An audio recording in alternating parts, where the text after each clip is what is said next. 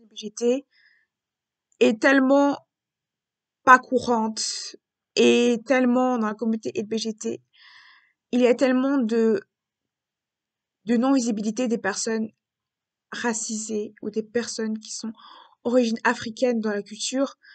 Et on a, oui, mais ce n'est pas pareil qu'une personne, en guillemets, qui est pas africaine. En fait, on a double peine parce que, oui, il y a le côté, on est dans deux communautés qui sont complètement différentes. Ils sont pas vont toujours accepter. Et en fait, c'est double peine parce que finalement, on a l'impression d'avoir plus envie de se battre, plus envie de faire les choses. Ce qui fait que c'est assez compliqué. Et oui, il y a des visibilités am- américaines, africaines, mais il n'y a pas de visibilité des Européens africains LGBT, il n'y en a pas beaucoup. Et souvent, les gens disent oui, mais euh, prouve-moi que tu n'es pas gay, prouve-moi que tu n'es pas gay, prouve-moi que tu n'as pas communauté LGBT, prouve-moi que tu n'es pas en tout ça. Et je dirais que quand même, même si on pense que l'Afrique ne tolère pas ça, et comme c'était une tolérance de l'Afrique sur la communauté LGBT, l'orientation sexuelle est plus acceptée que la transidentité ou le genre, en fait. C'est très dur pour les personnes africaines du genre d'être africaines, c'est très dur. C'est plutôt difficile d'être dans un genre différent quand tu es africain. C'est plus compliqué d'être dans un genre africain. Par exemple, que dans un genre africain, c'est très compliqué. Parce que c'est pas forcément accepté d'être travesti ou travestissement, c'est intemporel. Ce n'est pas temporaire. Que trans, non-binaire, c'est temporel. Et c'est pas bien respecté parce que tu changes ton corps et il y a ce côté religieux que beaucoup ont. En Afrique, il y a beaucoup de religions et la religion fait que finalement, c'est compliqué pour les personnes africaines d'être religieux. Il y a ce côté des doubles peines parce que finalement, tu es évité et en même temps, tu es tout simplement. T'as ce côté où cet Africain accepte ça et tolère ça et accepte sous ton avis le fait que tu es nazi. Il y a ce côté où c'est visibilisé du côté américain, que c'est hyper visibilisé du côté euh, africain, au niveau africain, américain, africain. Côté européen, il n'y a pas de visibilité. Ce qui fait que c'est très compliqué. Et la visibilité trans-africaine n'a pas beaucoup et c'est souvent caricaturé. Et il y a beaucoup de catégorisations des personnes non binaires ou des personnes travesties parce que sur la catégorisation. Et oui, il y a une tolérance, on tolère, mais on ne sait pas forcément. Ce qui fait que c'est très compliqué parce que le nombre d'agressions qu'on peut avoir envers autant de la communauté africaine que du rejet de la personne est différente. Et ce qui est difficile, c'est que, en gros, on te demande de choisir. Et il y a ce côté où, hors de la religion, on te demande de suivre tout simplement, de changer.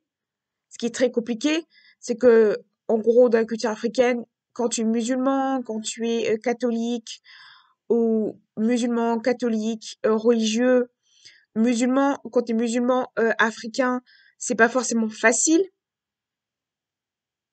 je dirais. Parce que, en fait, c'est pas forcément facile. Même si le musulman, c'est pas forcément facile. Ou musulman, ou catholique ou protestant. C'est extrêmement dur parce que souvent c'est beaucoup de rejets, beaucoup de difficultés et de difficultés, et aussi ce côté où on tolère, on accepte, on tolère, et on te tolère quand même. Et si tu vois que tu as un bon comportement, un comportement bien, on va pas forcément te juger pour ça ou te critiquer pour ça parce que tu es religieux. Mais t'as quand même ce côté de jugement, t'as quand même ce côté où t'as comme d'équité où on veut te prouver tout ça, où on te teste tout le temps. Ce qui fait que le sujet de l'homosexualité et l'Afrique, c'est très dur dans les cités aussi. C'est très dur d'être LGBT d'être dans les cités. Parce que les cités, c'est le côté où il ne veut pas apprendre, vraiment des gens qui sont hyper fermés à ça et tout ça. Et ce côté-là où c'est extrêmement dur, il y a beaucoup de précarité. Il y a des personnes trans qui sont précaires. Et la vente de corps est très courant dans la communauté africaine. le côté de la nudité, de la prostitution, du fait de défendre son corps est très courant dans la culture africaine. Malheureusement, il y a beaucoup de ça. Il y a beaucoup aussi de cachotterie, il y a beaucoup de choses qu'on a cachées, beaucoup de choses qu'on dissimulées, beaucoup de choses qu'on est obligé de dissimuler, de cacher parce que ça fait partie. Et le truc, c'est que il y a des familles qui upsettent complètement leur Afrique, mais les personnes qui upsettent la famille, il y a quand même des conséquences après. Il y a comme ce côté-là où tu es musulman, tu es catholique, tu es protestant africain, c'est un problème et ce n'est pas bien vu et on croit qu'on peut pas être. Mais si, on peut très bien être protestant africain et protestant et catholique. Après, il y a une question, on doit se protéger beaucoup plus se protéger, beaucoup plus se cacher, beaucoup plus ne pas montrer qui on est, beaucoup plus de difficultés. Et quand en fait on n'est pas dans les normes binaires et compliquées, et quand on n'est pas dans le binaire au niveau de la sexualité, c'est aussi compliqué. Parce que finalement, on a beaucoup obligé de se cacher et c'est une vie de cachotterie, c'est une vie où on se cache constamment. Une vie où constamment, c'est une vie de difficulté en fait. Une vie où il y a des difficultés, où c'est pas forcément facile à gérer et à communiquer. Et justement, on parle pas de la précarité LGBT qui est courante. La précarité LGBT, il y en a très souvent. La précarité se dit tout simplement le fait de prendre des hormones. Le fait de prendre des hormones. Et en fait, disait, il y a le côté de prendre des hormones. La précarité du fait que les hormones coûtent cher. Du fait que oui, c'est pas assurance, mais les hormones coûtent cher. Du fait au niveau des logements, au niveau médical. C'est la précarité médicale. Des fois, c'est au niveau du logement, des fois, ça peut être au niveau du logement. C'est la précarité médicale. C'est-à-dire que médicalement, tu es un peu livré à toi-même parce que médicalement, souvent, les personnes intersexes et non-binaires sont livrées à eux-mêmes. C'est souvent, sont très livrés à eux-mêmes. On est souvent livré à nous-mêmes parce que très souvent, on a ce côté où on se débrouille au niveau hormonal, au niveau traitement hormonal, en ce côté où on connaît pas trop les doses, on connaît pas trop les effets, on connaît pas trop. La TCS et les non-binaires ont souvent ce côté où on te laisse débrouiller seul. À ce côté d'autonomie où tu dois te débrouiller seul pour créer tes doses. Tu dois créer seul tout simplement tes doses. Tu dois aussi. Et vu que tu es non-binaire, il y a un risque que certains traitements ne sont pas forcément gratuits. Tu dois payer les hormones. Et ce qui est très complexe dans la société en général, comprend les personnes non-binaires. Tu as tout le temps envie d'expliquer, de compléments, tu as toujours des questions, tout le temps toujours de te prouver parce qu'il n'y a pas de questions. Une personne trans qui est complètement différent, oui, est-ce que de prouver, mais beaucoup moins qu'une personne non binaire à prouver légalement. Parce que une personne non binaire, une personne intersexuelle, j'ai trouvé le côté de les personnes intersexuelles qui sont pas forcément biologiques, ont forcément besoin parce qu'il y a plusieurs spectres et plusieurs spectres de la sexualité, de l'intersexualité, et encore des termes anciens, par exemple intersexuel, faut pas dire hémaphrodisme, parce que ce hémaphrodisme et hémaphrodisme c'est pas du tout possible, il faut pas du tout utiliser ça. Et beaucoup confondent non-binarité et hémaphrodisme. Certains non-binaires certains intersexes sont hémaphrodites. Et c'est question de est-ce que une personne non-binaire qui devient hormonée devient hémaphrodite. En fait, l'hémaphrodite est un trouble. L'hémaphrodite peut être un trouble psychologique et mental, mais ce n'est pas un trouble psychologique et mental, c'est biologique en fait. C'est un côté biologique. Il y a un problème biologique, mais ça peut très bien pas toucher le côté XY. Des fois, ça peut être tardif et ça peut être dit que le non-binarité est générationnel, c'est-à-dire que c'est pas générationnel. En tout âge, tout sexe, toute personne peut être non-binaire et intersexe. C'est évolutif. C'est pas forcément au niveau des chromosomes ni au niveau génital, ça peut être très bien au niveau. On peut être découvert, tout le monde peut être forcément intersexe. La sexualité peut forcément toucher par une personne. L'intersexualité peut être touchée par une personne. Intersexuel. Est-ce que quelqu'un non-binaire est intersexuel? On peut définir les personnes non-binaires comme intersexuelles. Euh, Pas vraiment. Parce que les non-binaires ils ne sont pas nés biologiquement, mais du spectre. Oui, il y a une spectre de la non-binarité il y a une spectre intersexuelle dans la non-binarité. Il y a un spectre, c'est juste un spectre. C'est comme un spectre, c'est un spectre de la transidentité. Chacun non-binaire se considère comme trans ou pas, ou se considère comme spectre de l'intersexualité. Mais une personne, il y a un spectre. C'est juste un spectre dans beaucoup de spectres. Comme on dit, la non-binarité et la sexualité est une parapluie. C'est comme la transidentité n'est pas parapluie du tout, c'est pas du tout pareil. L'atrocité n'est pas parapluie, mais l'atrocité est dans le binaire de l'homme et femme. Mais cette atrocité ne peut pas se considérer comme un genre aussi. Il y a pas aussi ça. Il y a aussi des gens qui n'ont pas de genre, ou qui sont avec deux genres, les bigenres, qui ont deux genres, ou les gens qui ont triple genre, qui sont trop genres, qui ont plusieurs genres. Il y a plusieurs genres de personnes. Il y a pas, tu peux pas avoir qu'un genre, tu peux avoir plusieurs genres d'une personne. Ce qu'il faut aussi, c'est la précarité et le fait que beaucoup de personnes, personnes LGBT ont la précarité. Et la prostitution, le taux de prostitution chez les personnes LGBT sont très courantes. Il y a beaucoup de prostitution, beaucoup de vente du corps qui est très courant parce qu'ils sont souvent le côté du manque des chirurgies, de problèmes de chirurgie, du problème de beaucoup de choses, des prises en charge au niveau médical. Donc la précarité est possible et le taux de personnes toxiques qui sont courantes aussi.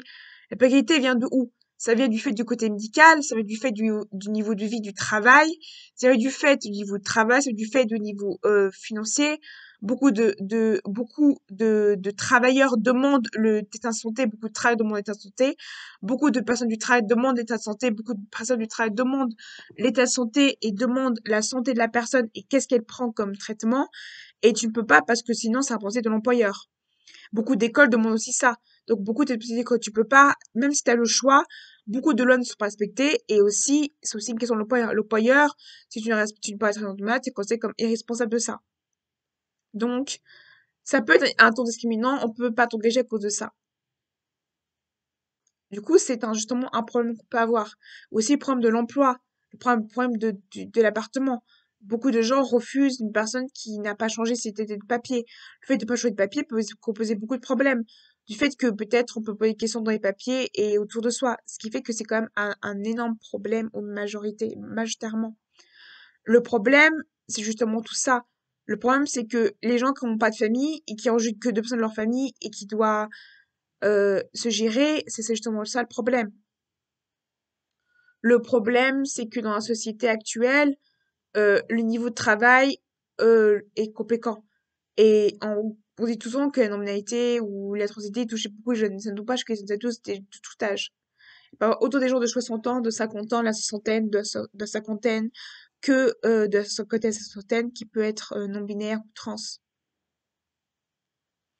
Mais le truc, c'est que justement, ça touche beaucoup et beaucoup de personnes LGBT sont dans la précarité et ça peut tout, l'homosexualité, la sexualité, la bisexualité, la pansexualité, la sexualité, la pansexualité, genre la pansexualité, la polyamour, peut toucher toute personne, tout individu, tout âge.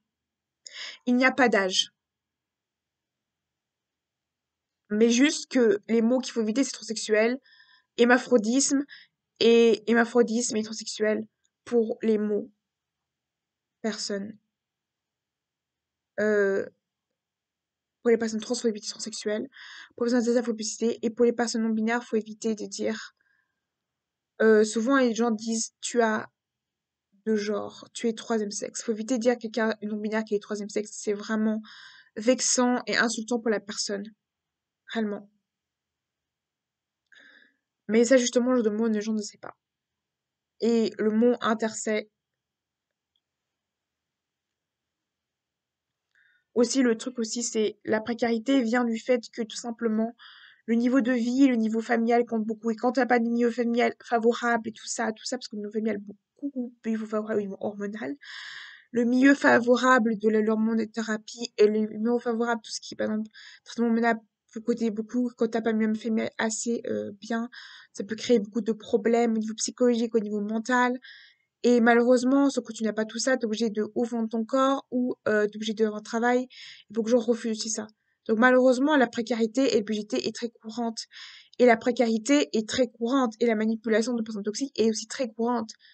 Et malheureusement, beaucoup de rejets étaient courantes. Il y a des gens qui sont sortis, qui réussissent à avoir un travail, un boulot, une personne sociable, et réussir à la stabilité, qui sont un bon passing, qui réussissent à avoir un bon passing, qui réussissent à trouver un bon passing et tout ça. Mais le racisme est aussi courant LGBT. Le racisme aussi est un problème aussi parce que le racisme, une personne qui est africaine a double peine parce qu'ils ont deux communautés différentes. Et l'Afrique a une image complètement européenne, une image complètement déformée. Et quand tu es BGT, de même la communauté africaine, tu es rejeté. C'est ce côté où la communauté BGT te rejette parce que tu es queer. Et dans la société actuelle, les queers sont jetés, sont comme rendus atypiques. Et la question de tout ça est un problème majeur. Et malheureusement, c'est un problème parce que le racisme dans la communauté LGBT est très courante. Et bien sûr, il y a du racisme. Et le racisme, malheureusement, est très courant. Tu ne vas pas traiter de la même manière parce qu'il y a racisme et le racisme. Et par des mots, par des actes, par la manière de traiter, parce que tu es africaine et puis tu n'es pas européenne, t'es d'origine africaine. Des fois, c'est aussi l'origine, des fois, c'est la couleur de peau qui fait que finalement, la communauté peut se rejeter pour ça. C'est un problème majeur. Il y a aussi le fait euh, de l'hétérophobie, le fait que certains personnes LGBT sont discriminants envers les hétéros, envers les personnes cis, il y a beaucoup de personnes trans, il y a ce côté-là où les personnes sont très radicales et radicaux dans leur manière de penser, et beaucoup de personnes LGBT rejettent les personnes qui sont trans, les personnes qui sont pas trans, mais les personnes qui sont, il y a des personnes gays qui sont radicales, c'est-à-dire qu'ils rejettent les personnes trans parce que les personnes LGBT doivent être gays et tout ça, et LGBT, donc c'est un attraction sexuelle, rejette les personnes, et personnes cis rejettent aussi. Il y a ce côté du rejet. Mais il y a les personnes LGBT qui restent entre eux.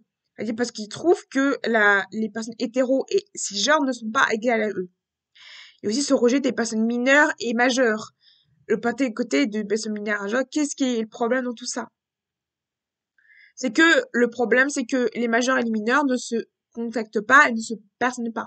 Parce qu'on a un problème, c'est qu'on a peur que les personnes majeures ont peur que les personnes mineures abusent d'eux.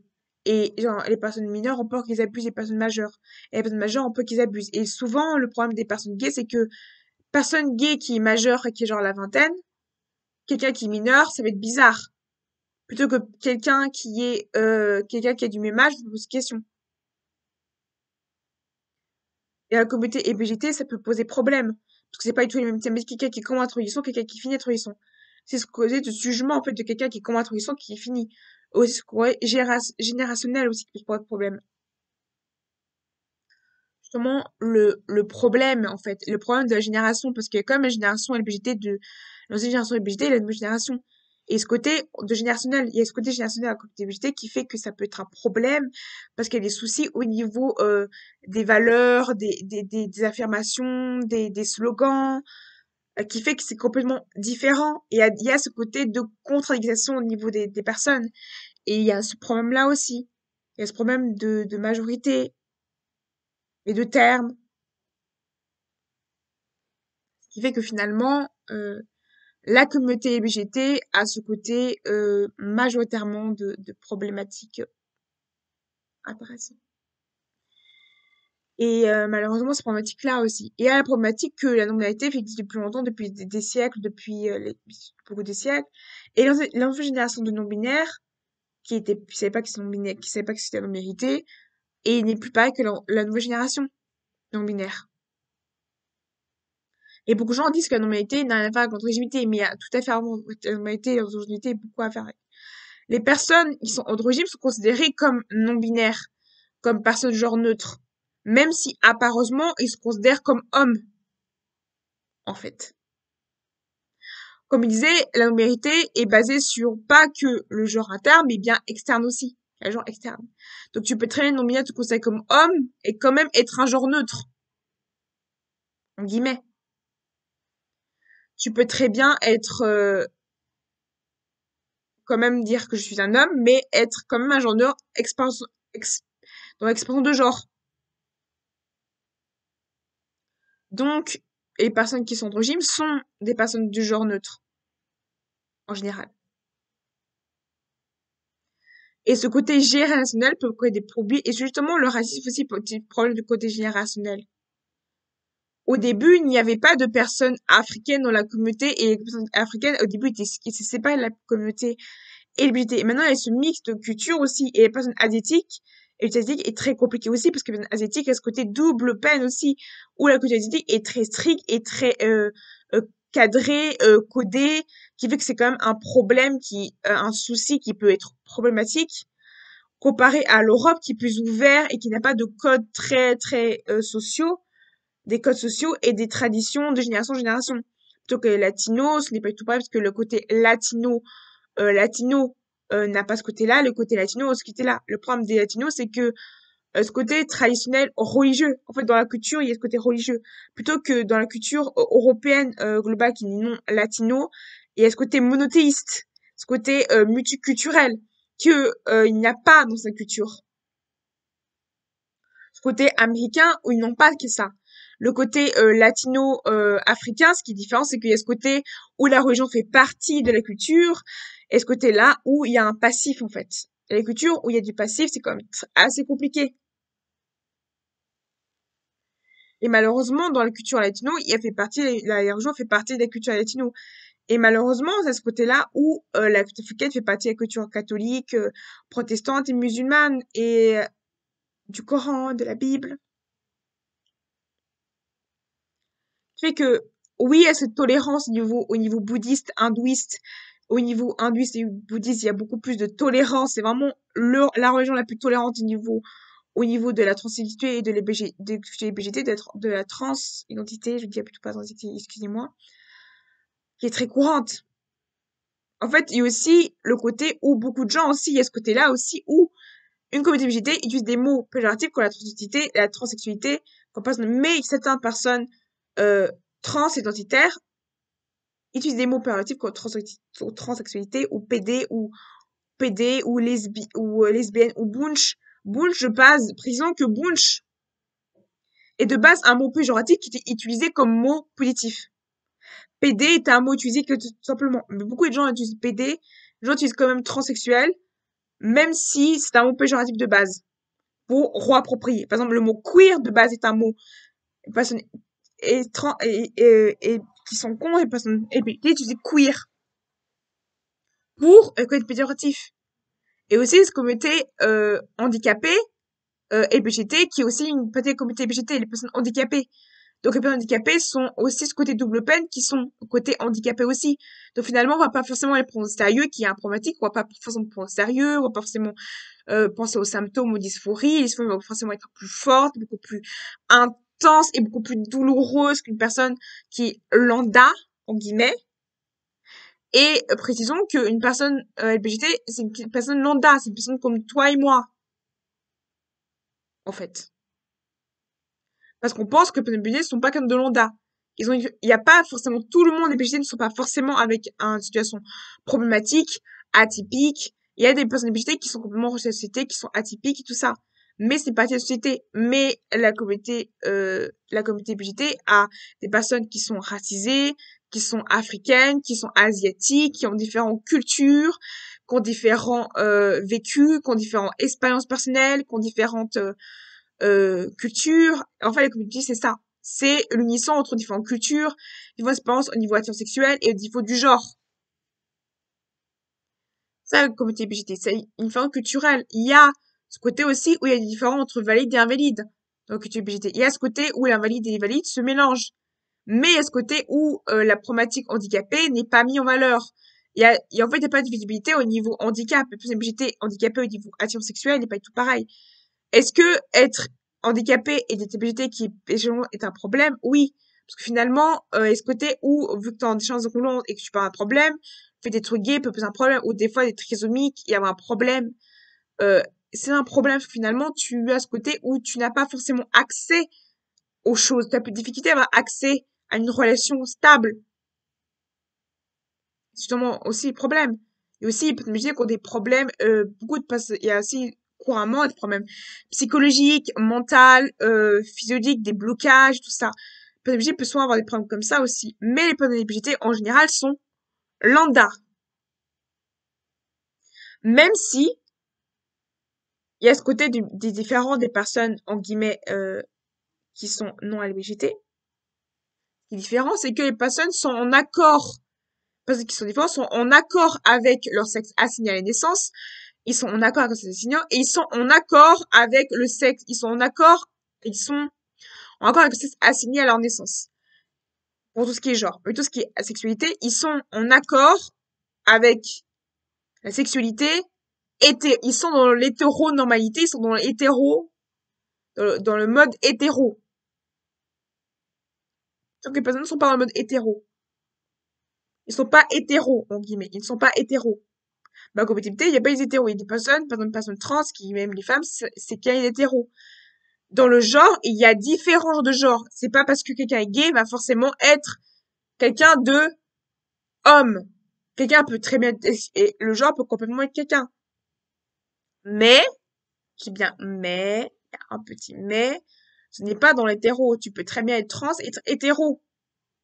Donc oui, il y a des personnes hétéros dans la communauté LGBT, et ce côté-là, ou aussi, ça peut vous répondre, parce que vu qu'il y a des personnes hétéros, tu peux être obligé parce que tu es hétéro. Et le drapeau hétéro fait partie de toutes ces personnes qui sont trans, en un genre différent, ou des personnes gays qui sont hétéros. Il y a aussi un drapeau pour les personnes africaines dans la culture LGBT. Il y a le drapeau pour les personnes LGBT africaines. Il y a un drapeau pour les personnes asiatiques, il y a personnes asiatiques, LGBT. Mais est-ce qu'il y a une séparation entre personnes LGBT et africaines? Oui. Il y a une séparation entre personnes handicapées. Mais le côté, c'est que les personnes handicapées aussi. Mais ce qui est différent, c'est qu'une personne qui est hétéro, qui a une relation hétéro, qui est assignée, n'est pas du tout pareil qu'une personne handicapée qui ne sont pas assignées, qui est complètement différent, que finalement, il y a plus de difficultés parce que tu es un handicap et donc c'est double peine à la fois. Et ça, c'est des thématiques qui sont extrêmement très peu abordées. Le racisme, le N-word qui est des fois utilisé par les personnes LGBT eux-mêmes, le fait qu'il y a aussi ce côté de discrimination envers asiatique, aussi qu'il peut avoir dans la communauté LGBT, ce côté de discriminant envers les autres, c'est-à-dire chacun discrimine, le côté aussi où certains hétéros, certains personnes LGBT refusent les hétéros, refusent des personnes qui sont non LGBT dans leur communauté, certaines personnes LGBT refusent les personnes qui sont non hétéros, ou vivent dans un monde où il y a que des personnes LGBT autour d'eux, qui ne veulent pas des personnes hétéros extérieures, qui sont côté où ils ont la traille, où ils sont des personnes LGBT, ils ont toutes personnes LGBT, et des personnes LGBT. Ça peut toujours voir la sexualité comme le genre. Ça peut être tout simplement le truc. Personne LGBT peut et possiblement être pas un rejet, ça peut être lié à un traumatisme, ça peut être lié à des choses sentimentales ou à un ressenti de se décider de ne pas être des hétéros et de se mettre complètement en communauté LGBT. C'est un ressenti. On ne peut pas juger ces personnes-là parce que c'est des personnes LGBT qui veulent rester dans la communauté LGBT complètement. Et ces personnes radicaux, mais ça veut pas dire qu'ils sont radicaux au niveau de leur pensée. Les personnes radicaux ne sont pas forcément les personnes radicaux dans leur pensée, pas forcément. Mais il y a des personnes radicaux, il y a les libérales, il y a les radicaux, les libérales, et il y a les personnes qui sont complètement monothéistes. Et c'est pas tout pareil. Les radicaux, c'est vraiment les personnes qui sont entre LGBT, qui vivent entre LGBT, et les personnes qui sont libérales, c'est les personnes qui sont quand même à une certaine liberté, et les personnes qui sont complètement monothéistes, et qui ont, il y avait tout genre, toute personne, c'est pas sur l'individu, la personne. Ce qui fait que c'est complètement différent, et il faut faire attention parce qu'il y a aussi les personnes queer radicales, qui sont contre les personnes trans, qui sont pour rester entre personnes neutres, en personnes neutres, qui vont travailler en personnes neutres, qui vont rester entre eux. Ce qui fait que c'est justement ça, qui est très courant. C'est compliqué. C'est compliqué parce que ce genre de personnes, c'est très compliqué. Et ça, c'est très très peu abordé et je vois très peu de youtubeurs francophones parler de ces thématiques-là. Et j'ai vu d'autres youtubeurs, de petits youtubeurs parler de ces thématiques-là du fait que aussi ce côté où aussi la notion de sexualité, de prostitution est très courante et normalisée dans la culture LGBT et normalisée. Le côté du polyamour dans la culture LGBT, dans la communauté LGBT en intérieur, est normalisé. Je dis que c'est normalisé. En fait, c'est normalisé d'avoir une relation polyamour, normalisé. Plutôt qu'un communauté non, qui n'est pas LGBT dans l'extérieur, n'est pas normalisé forcément en culture polyamoureuse. Mais en culture LGBT, c'est normalisé d'avoir une relation polyamoreuse, c'est normalisé d'avoir une relation libre. Plutôt que, en général, ce n'est pas normalisé, forcément. Mais c'est quand même, il y a quand même une normalisation de la culture même, parce que son nom LGBT, sans quand même normaliser normalise les personnes trans, normalise les personnes gays, mais il y a encore beaucoup de choses à évoluer.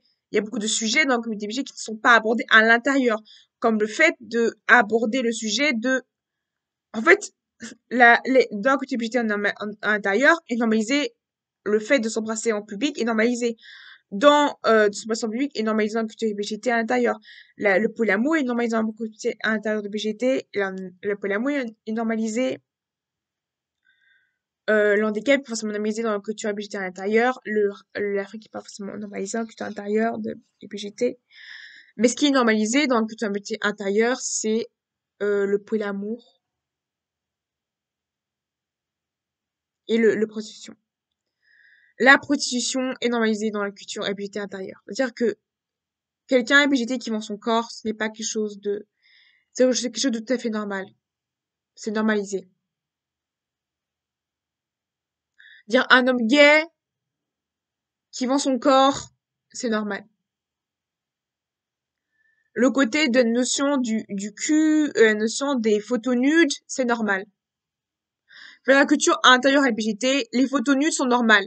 Faire des photos nudes en tant qu'homme gay est normal. Faire des photos nudes en tant que femme lesbienne, ce n'est pas forcément normal. Une personne gay, ce sera normal pour lui de faire des photos nues.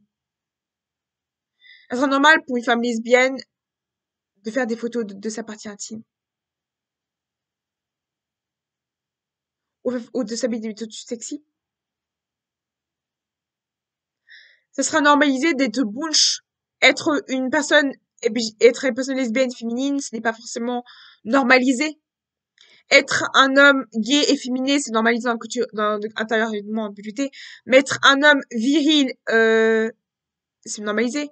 Être un homme trans qui est un homme, c'est normalisé. Mais être un homme trans qui ne veut pas forcément toucher d'habits, c'est pas normalisé dans la culture intérieure LGBT, c'est plutôt mal vu. Parce que il y a ce côté de, oui, t'es trans, un homme trans, donc un homme trans doit pas forcément porter des robes, doit forcément être ça. C'est faux. Un homme trans peut très bien porter des robes et de maquiller, tout ça. Une femme trans peut très bien masculine aussi. Même si elle est trans, une femme trans. Et c'est normalisé d'une femme hyper féminine. La culture non binaire et queer, c'est d'être androgyne. Si tu n'es pas androgyne, tu jettes des habits, tu es forcément genre de fluide. Et c'est une normalisation intérieure. Et ce côté de normalisation. Un homme gay qui a fait des relations polyamoureuses est normalisé. C'est normal. Dans la culture LGBT, c'est normal qu'un homme gay ait une relation polyamoureuse. Une femme lesbienne qui est polyamoureuse n'est pas normal. Une personne queer qui est fait des relations polyamoureuse est normalisée. Par exemple, voilà, si j'étais pas, genre, quelqu'un qui est queer, fait des relations polyamoureuses est normalisé. C'est normalisé. Parce qu'elle est queer. Plutôt que dans la communauté LGBT, intérieurement, c'est normalisé. Mais une personne n'est pas queer. C'est pas normal.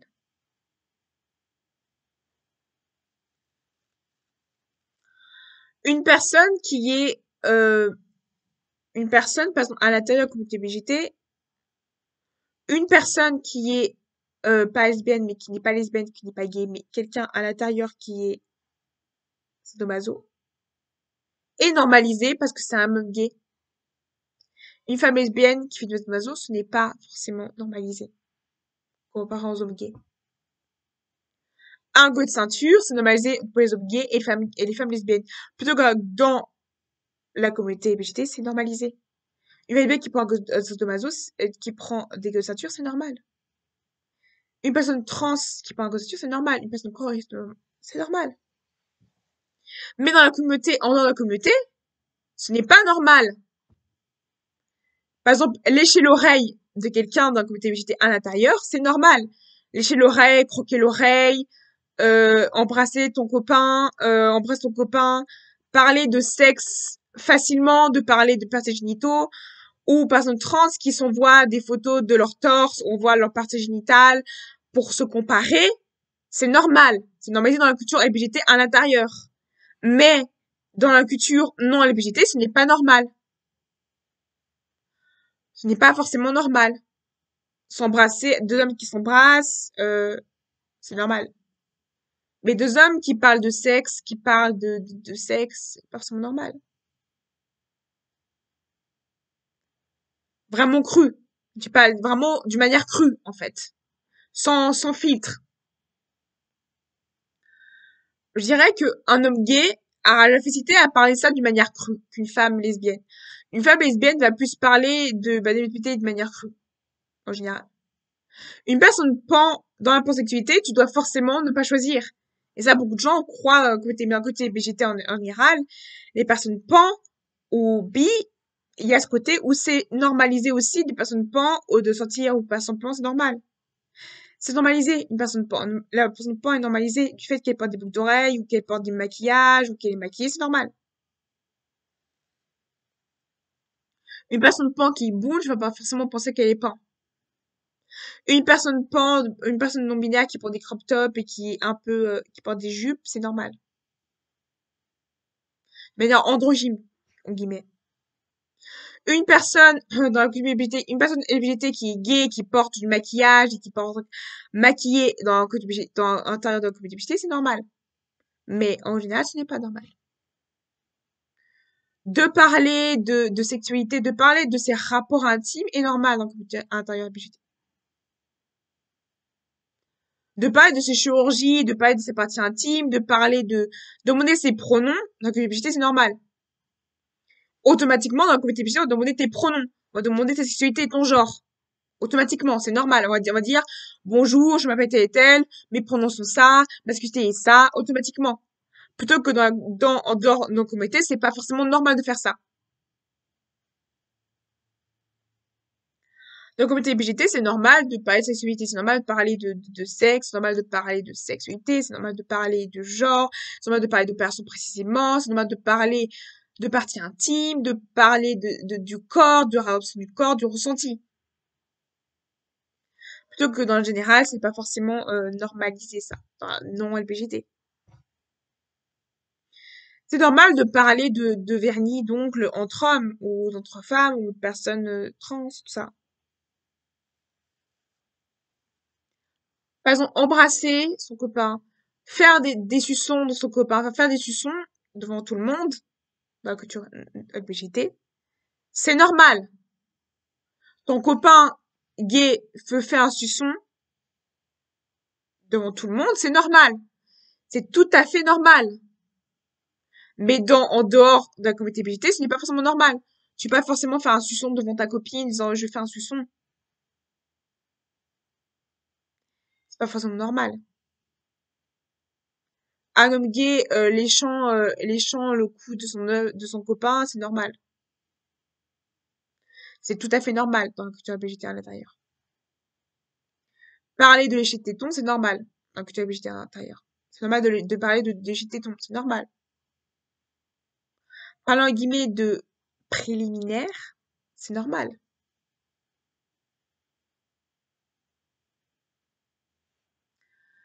Parler à un endroit précis, il y a aussi des personnes LGBT qui vont à un endroit précis pour faire du sexe, pour avoir un rapport intime. Parce que il veut pas d'endroit. Dire à un endroit précis, c'est des endroits précis pour ça. C'est-à-dire que c'est normalisé du fait que t'as des endroits précis pour le faire. En droit LGBT, dans le droit LGBT, c'est normal dans le LGBT, tu as ce côté où c'est normalisé de montrer, de avoir des attentions beaucoup plus fortes, comme se serrer dans les bras, euh, s'embrasser,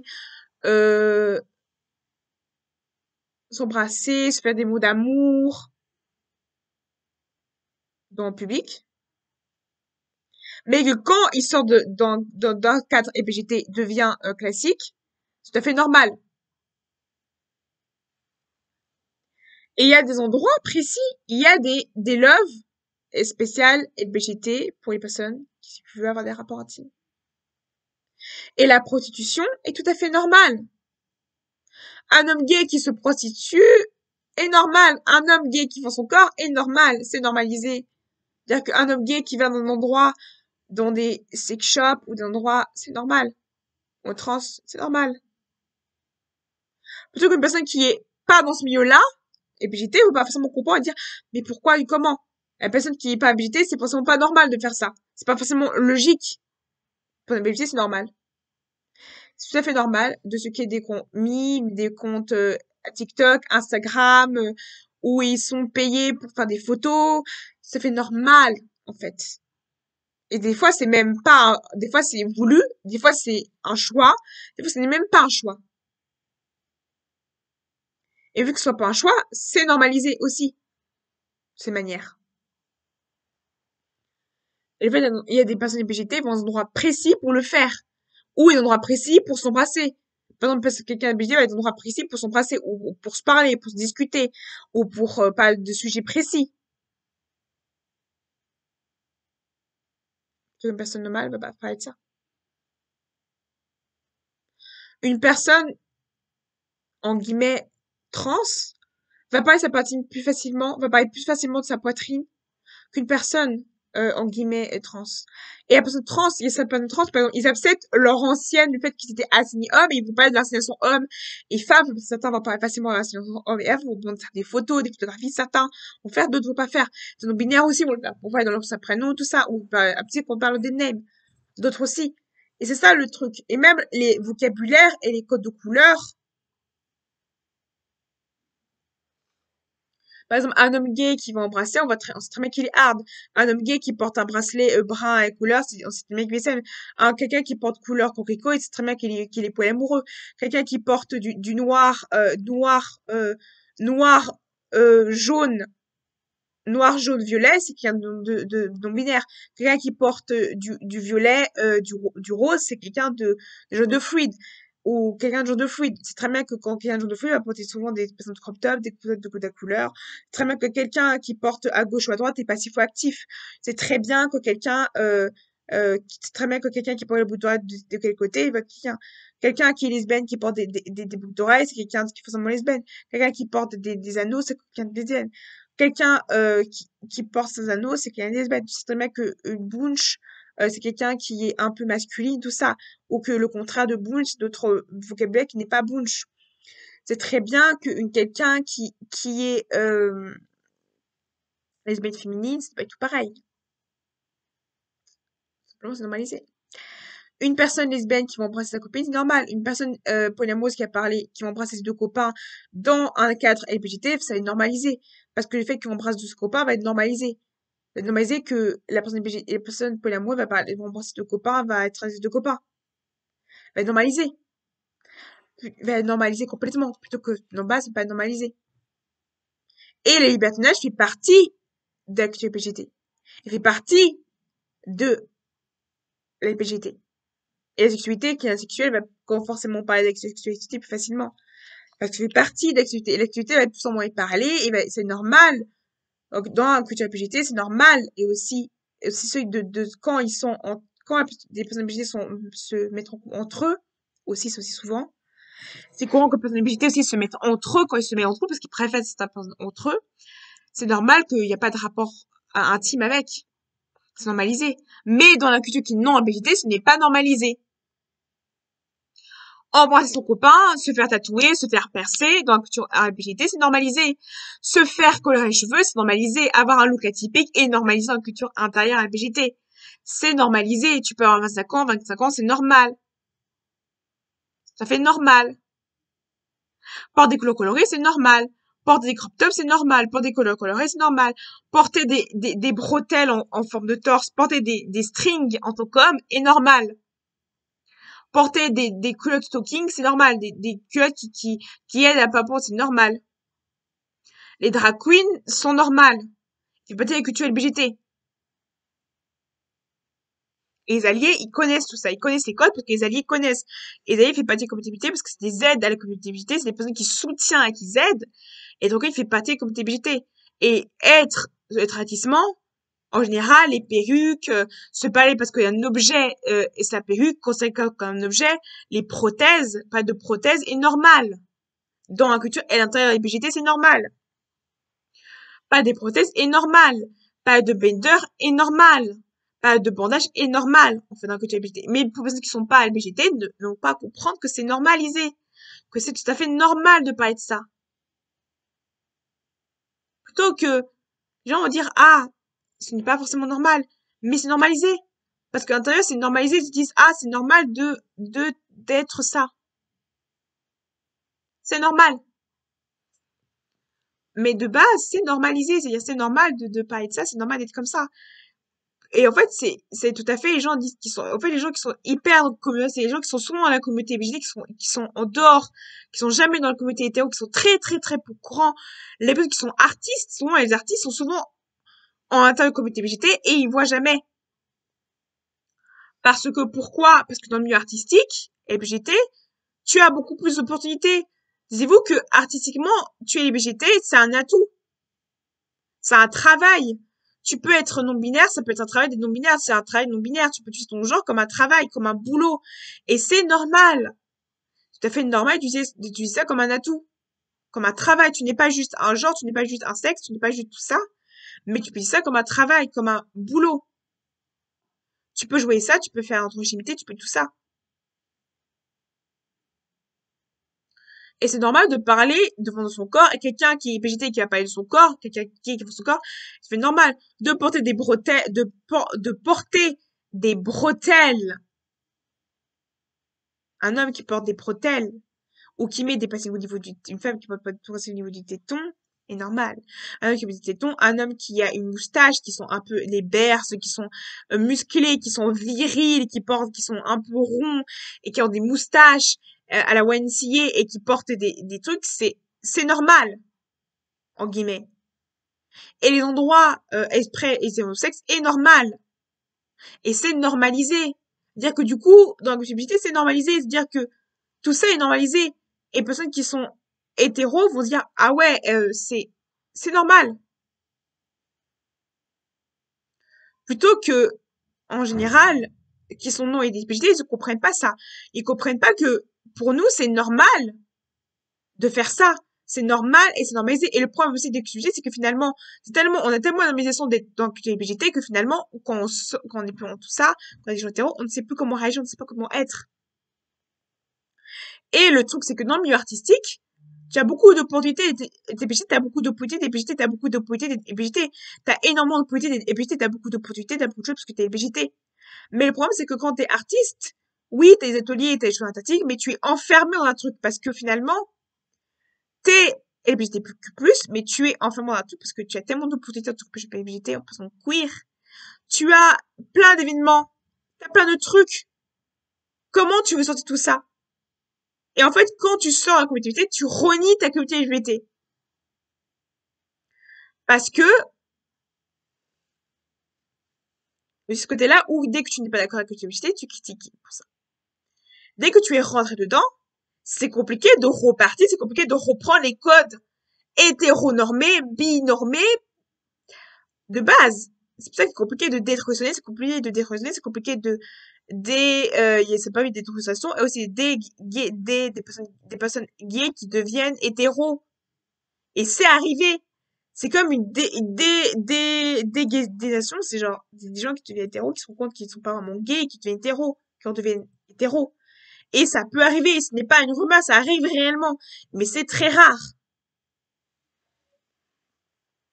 Et le truc, c'est que c'est hyper compliqué de sortir tout ça.